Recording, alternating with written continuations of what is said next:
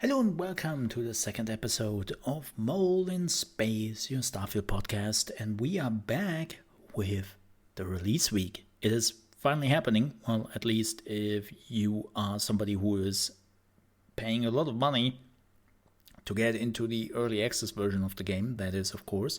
If you are somebody who wants to wait for the official release, which is completely understandable, then you have to wait a week longer. But we have a few information here and there, right?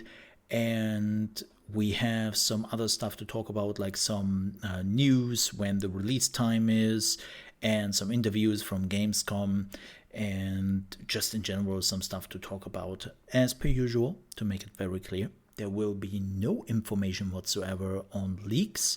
If you're looking for all the juicy leaks, then unfortunately you will not find them here, because somebody somewhere signed an NDA and promised not to talk about this.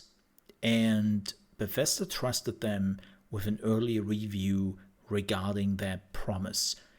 And, well, they broke that promise, right? It's absolute trust destroying. And I've seen this as a content creator multiple times, especially when you're a smaller content creator and you're reaching out to bigger companies for bigger releases, they have to make the choices on who gets a key, because they do not have unlimited keys at their disposal, right? So they have to make the decision, who do they give one? Of course, they're giving it to the one which have a lot of followers, which have a lot of subscribers, and so on and so forth. But when they're coming down to, do I want to give this to a small creator? Do I trust a small creator? Have I worked with them before? What have they done before that I should give them that? And even back in the day, where it was still pretty early on in game like content creation and playing video games for streaming and YouTube, there were unfortunately quite a few events where I was outright told, yeah, you can get a key, absolutely, on release. You were not getting a key before the actual release. Actually, it's kind of funny. Bethesda is a wonderful example of this. So a few years ago, when I became relatively big on Mixer as a streamer with hundreds of viewers and all that, I got a key from Bethesda for the new Wolfenstein, right? The new Wolfenstein came out, and they were like, yeah, you can actually stream this game a day before the release. And I was like, awesome. Hey, that's amazing. Thank you so much for that. And then a few years later down the line, they were like, listen, you are now a little bit smaller, right? That's a problem. But also, we had too many content creators, especially on that size, who broke their NDAs. And sorry, we cannot give you anything for this, right? They were pretty upfront with that. And funny enough, now I'm probably on the blacklist of Bethesda for stupid reasons, but whatever, not really a problem. But nonetheless, it's just, don't break your NDAs, folks. Just don't break your NDAs, please. It's the dumbest thing you can do. It's just bad, especially when I see some of the content creators or even like websites trying to dance around that NDA. Like, I literally saw a website who was leaking shit, and when Bethesda was calling them out and were telling them, hey, what the hell, you got a key from us, why are you doing this? They were literally saying that, yeah, well, the person who was leaking this never signed the NDA, and they are also not reviewing the game, so they can do that, right? It's like, what? No, what? That would be crazy. That would be me saying, yeah, so I got the key here from Bethesda for Starfield, but my girlfriend is actually leaking videos, screenshots, and all the information because, she didn't sign that NDA. That would be absolutely mad. And some people are apparently trying that, so please don't do that. Please don't do that. It's just dumb. But before we are getting into the news of Starfield, it's the release of Starfield. early access release on Friday. And I think it's a good time to just look a little bit back at how did we got here. So I think it was about 8 years ago when Bethesda, there were already rumors that they were working on something called Starfield, and nobody knew what it was. And then there was, of course, the trademark about, I think it was 8 years ago, they signed a trademark for Starfield, and people were just like, whoa, Starfield, huh? So Skyrim in space. Well, that's what people assumed back in the day because we didn't know. And then they made the announcement at, oh god, which E3 was it? I think it was 2018. Yeah, I think it was 2018 when they made the first announcement with that 5 seconds trailer, which didn't tell us anything. And that was that, right? They never talked about it, and they just vanished. And then when did we got the first big thing? I think that was 2021. Yeah, 2021 was where we finally got the first teaser, right, with the spaceship, and they also showed us like I think they showed us the release date. No, the release date wasn't there yet. I think. Man, I barely remember. It has been so long. And then we didn't hear a while from it till E3 2022. They finally started to talk about it because, the game was supposed to come out in November on the 11th, 2022. And we finally saw some gameplay. It looked really cool, and people were kind of hyped for it, right? And then it became very quiet. And I've been working long enough in the industry to know whenever a publisher is becoming too quiet, even though the release is getting closer and closer, that's never a good sign. That most of the time, not always, but most of the time means there will be a delay. And that's exactly what we got. We got our delay and without a date first, which was like, oof, without even a date. That's harsh. That's harsh, right? And the reason for that was apparently because they wanted to polish it.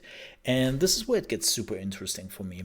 So this is just what we hear from people who have some sources at Microsoft/Xbox/Bethesda, right? And so apparently the reason why it got delayed was not Todd Howard or Bethesda saying, oh yeah, shit, we better delay this, we better fix this up, right? It was actually Xbox. So Xbox finally managed to integrate Bethesda in the summer of 2022, even though they bought them much, much sooner and all that. But the integration ended apparently in around August. And that was also the first time people at Xbox finally had the chance to take a deep dive into Starfield and also see the code and whatnot. And that was apparently the point where Xbox just realized, especially the high ups like Phil Spencer, that they had to put their foot down and say, no, no, I'm sorry, but you are not releasing that. You just can't. Take your time with it and make it snappy, right? And I think that's a pretty good idea. That's a pretty good thing to do because, let's be honest, yeah, if you've ever played a Bethesda game, especially at release, it's not great. It's not great. I know people are always like, oh, that's Bethesda jank. Oh, that's okay. No, it's not. It's not. Stop making excuses for it, right? It's like seeing your granddad just becoming a racist when they're getting older, and you're like, oh, but he's so cute. No, he's not. He's a racist. Stop that, right? Just don't do that. But nonetheless, somebody stepped up. They delayed Starfield, and they tried to make it snappy. And this is really like, people don't understand what the writing is on Starfield, especially for Xbox as a company. Xbox is now in the third year of a new console generation, right? A new console generation is coming out, or is now out for 3 years. And Xbox didn't really have like the best years. Like, what did we have for Xbox? Like, an actual game which pushed selling figures. First party. If you're looking around, there's not much there. Halo? Halo was a shit show. Forza? Nice to have, but they're not pushing consoles, right? Like, if you were going down the list like Grounded, yeah, great game, love it. Amazing survivor game, one of the best ones I've ever seen in my opinion. Pentiment, okay, cool, nice, niche, whatever. Like, you have so many cool little games. Psychonauts, loved Psychonauts, was great, but that is not pushing consoles. And Xbox needs this banger game where they can just say, look at this. This is why you should have an Xbox if you don't already have a PC, right? If you already have a PC, this is not even a concern to you. If you have a good PC, not a concern to you, right? But if you are a console user, and yes, there are a lot of people out there who only use their consoles for gaming, and that is completely fine, and there's no reason to make fun of that. But for those people, when they have to make the decision which console they want, PlayStation, Nintendo Switch, or Xbox, then I'm sorry, but the Xbox didn't really have much to show for it. That's just the reality. And Starfield has to become this game. It has to. Like, as a company, Xbox has to show that they still have those banger titles, and they're not just good for third-party games, and they're not just good for Game Pass, right? PlayStation had their titles in the last 3 years. Sure, wasn't like 20 of them, more like 4 to 5, which were really like exclusive to the PlayStation, but nonetheless, they were all banger titles. And for Xbox, this is super important. So take your time, make it snappy, make it good, and that they actually delayed it was a good idea. The same goes for the Starfield Direct. I know that some people are already claiming that, oh my gosh, they should have showed so much more to us than what they did on Starfield Direct. And I'm like, really? I mean, look, man, yeah, more Starfield would have been amazing, but also let's not forget, do I really just want to see more of Starfield? Or do I just want to play finally Starfield? And that's the thing, right? I want to finally play Starfield. It's as simple as that. And I'm so glad that it's finally coming out in a few days. Speaking of which, let's talk about the global release times. If you want to check that out, I will put a link into the video description, right? If you want to see it like the global release times. Keep in mind this is for early access and also launch. And it is basically the same times, just different dates, right? So it's coming out in Central Europe time at 2 a.m. in the morning on September 1st. East Coast time, it will be 8 p.m. in the evening, right? And like Pacific time, it will be 5 p.m. Typical Bethesda times. If you have seen a Bethesda release, you will see like those release times and you go like, oh yeah, right. Yeah, this is where they normally release their games at. And that is exactly what they are doing here. Like, again, if you ever waited for a Bethesda release, you know the release time. Because like in Central Europe, it's always 2 a.m. Or in the UK, it's always 1 a.m. Hasn't really changed, right? But that's cool. I don't like the asterisk they put into the release time. So there's a super small asterisk in the bottom of the screen, and it says times listed are target times for game service to go live. Unexpected or extended maintenance may cause delays. I'm like, huh? What do you mean with service to go live? It's a single player game? Uh-oh. Concerned. Definitely concerned. And we will see what happens on release. I'm hoping for the best. But we finally have the times, so now everyone can like figure that out. And well, I will not play it immediately when it comes out. I will have to wait till September 1st in the afternoon when I'm streaming it with my community. By the way, if you want to check it out, you can find me on kick.com/ChaosMole. You will also find a link in the video description. But yeah, we will do, what are we doing? We will do a full playthrough. I will mostly focus on all the other things, not so much on the main story, even though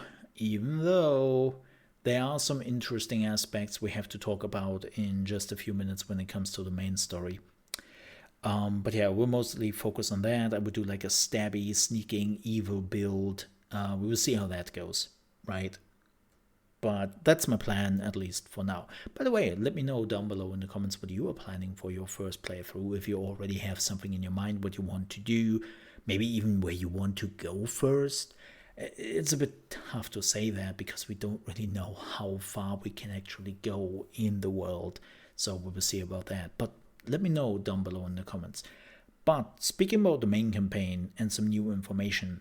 So if you didn't know it, this weekend there was the Gamescom in Germany. And Bethesda was, of course, also there. And it seems like the whole crew of Bethesda was there. Pete Hines was there. Todd Howard was there. Like a lot of like the big shots of Bethesda were actually there, which is super interesting. But Pete Hines had a Bethesda interview, right? They had their own showcase where they were just talking to Pete. And he was actually talking on some more information regarding what to expect. And if you're wondering where this is from the official Twitch stream they had. You will find a link in the video description if you want to check it out. It goes quite a bit. Like that whole showcase is multiple hours long, so yeah, prepare your butts. But here's some really interesting information. The first thing he said is that the game doesn't really start until after the main quest. And I'm like, huh? What does he mean with that? I assume something will happen in the main quest, and then that will open up some stuff. I mean, it kind of makes sense. I can assume that Bethesda just looked at their numbers and they saw all the people who have ever finished the main quest in Bethesda games, and they realized, oh, that's not too many. Maybe we should put in some incentives. And the only thing I can say about that is, how about you making a compelling main story, Bethesda? Just asking. No? Okay. But yeah, apparently something is happening after the main quest, and there will also be a new game plus, if you haven't heard about this one yet. Whatever that might be, right? Like I don't really know what a new game plus in a Bethesda game would look like. So we will see about that. He also said that this is his favorite Bethesda main quest ever. Again, cool, but also relatively low relatively low bar here, ladies and gentlemen. Welcome in. What the hell? Where did that came from?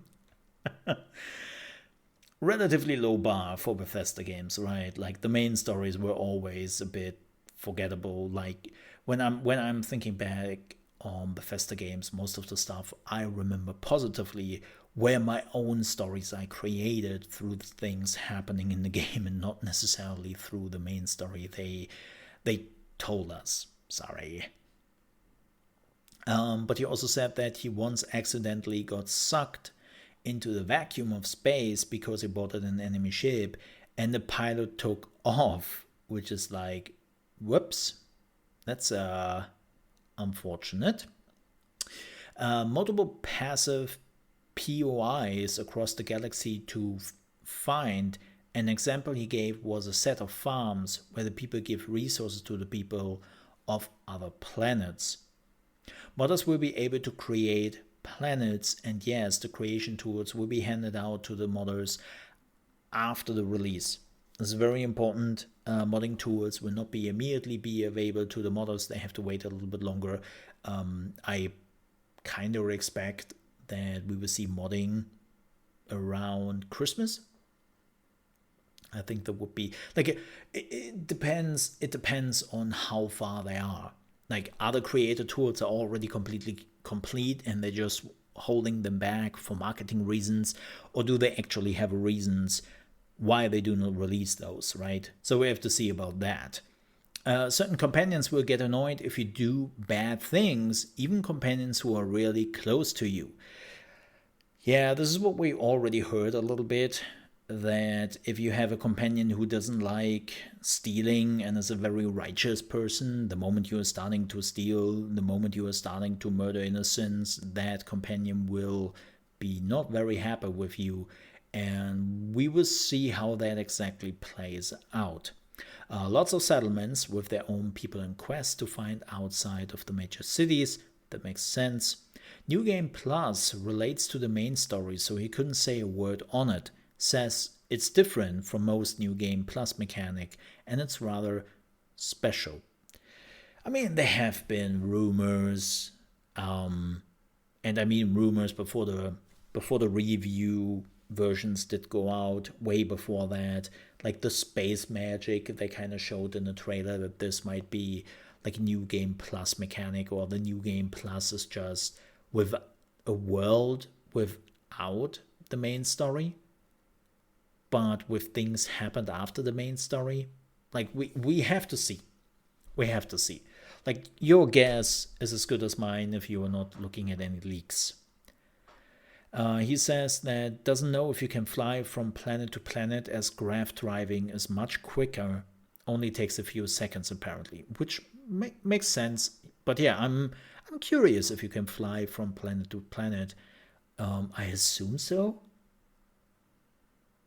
Like, yeah, we had games who can do that, so I hope they can do that here.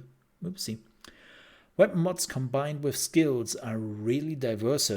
Said that you felt like Iron Man at one stage. That's cool. Like I have to admit, I always felt in Skyrim and in Fallout 4 that weapon mods in particular were nice to have, but did they really make a big difference? No, really. Sure, to change your playstyle, if you wanted to have like a fast shooting rifle, slow shooting rifle, or like a fast shooting pistol or something like that. But did the 13% you get in damage really make the big difference? I never felt like that. So I would be happy if those things actually become a little bit more important. You can get bounties put on you, but there are ways to undo them. So if you were a naughty boy, there will be ways to undo that, I assume.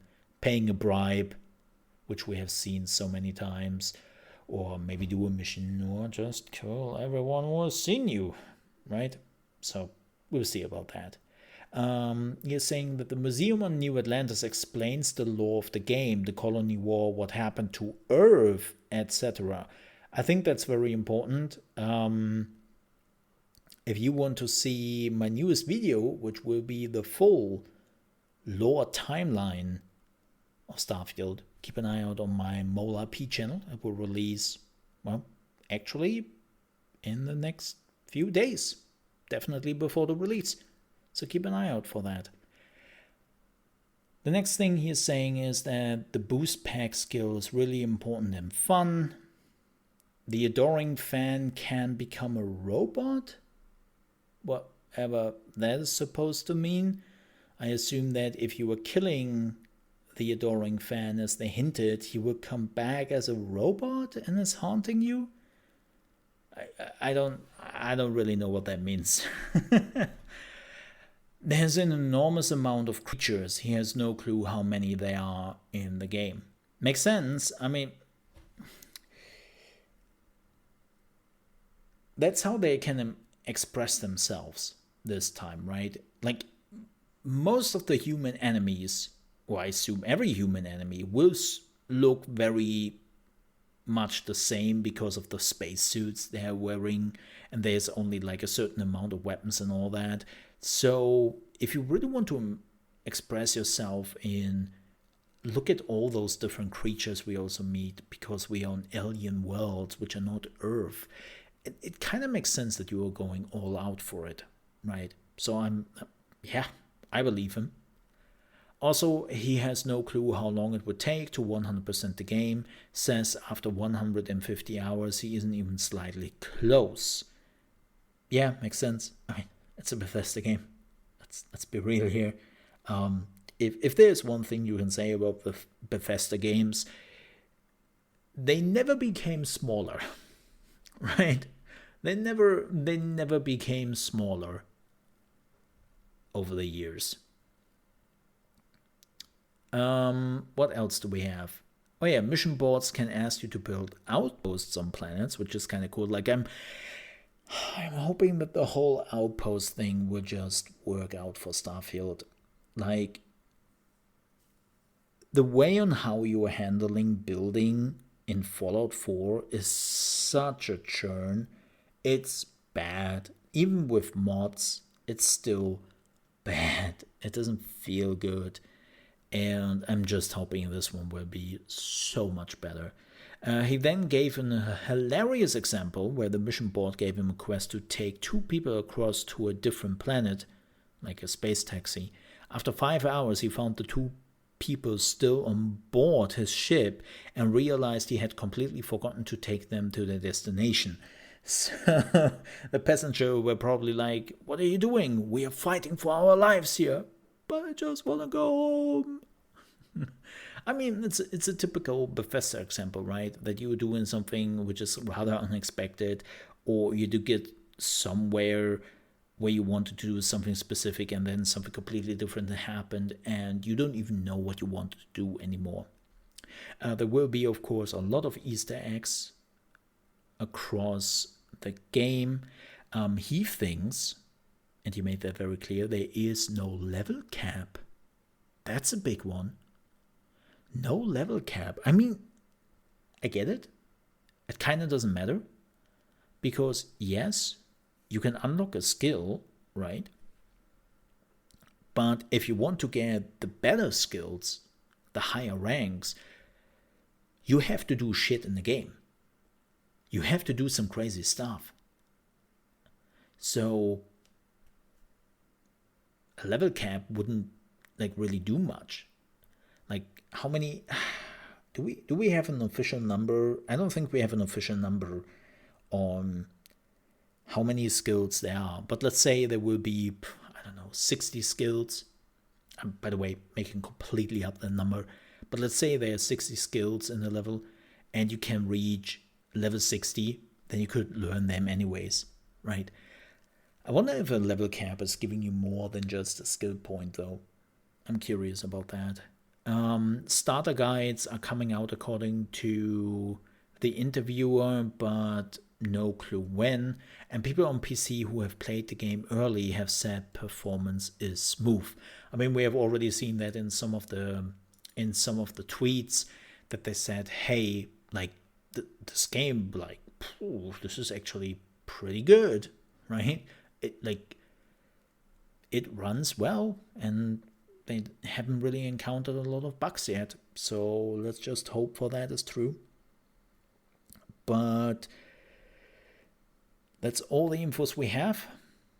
And with that, the release of Starfield is drawing closer. Yes, I'm really hyped for that.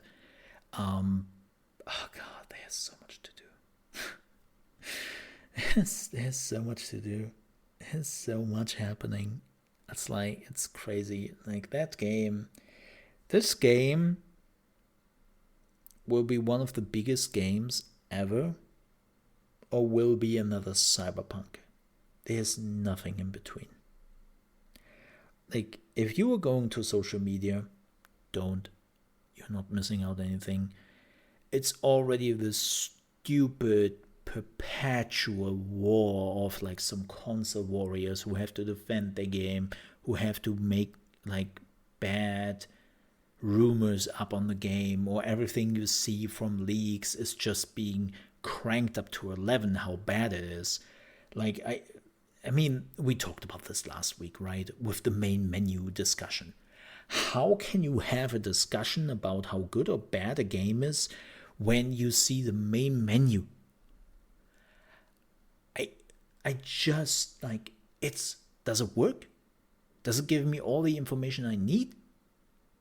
Can I click new game? Does it give me a new game, and does it load my old games? It does? Okay, cool. Like, example, Armored Core 6. One of standard From Software main menus. Right? You have in the background a 2-second video running, which we have already seen in the trailer, and then you can go through the options. That's it. Like, having this discussion, you just see like how many people are hyped, how many people are just annoyed that it isn't coming to PlayStation, and it's just a stupid console war. I don't get people, but hey, it's the year 2023. If there's one thing which is ringing true, then it's tribalism is still alive and kicking, unfortunately. But with that said, synced? I wanted to say synced, and I'm like, with that synced? What are we syncing? What is going on here? I think it's a great time to just end the podcast here, and then I will be back next week with, well, my first impression on Starfield. A quick note on that. Quick note. No spoilers. I will always, when we are talking about Starfield here, I will not go into spoilers. If I'm doing that, I will announce them. Like, I keep it solely to gameplay, but there will be no spoilers if not announced. Right? So you never have to fear that I'm blurping out like, yeah, so man, I tried out this new rocket launcher till one of my rockets hit, unfortunately, like this guy, which will also be the end boss in the game. It's like, what? Not gonna happen, right? I've been now doing this long enough that, rest assured, no spoilers. With that said, thank you so much for watching. Don't forget to subscribe if you want to see more Starfield and more of the podcast, of course. And as per usual, thank you so much for being here. Till then, have a good one.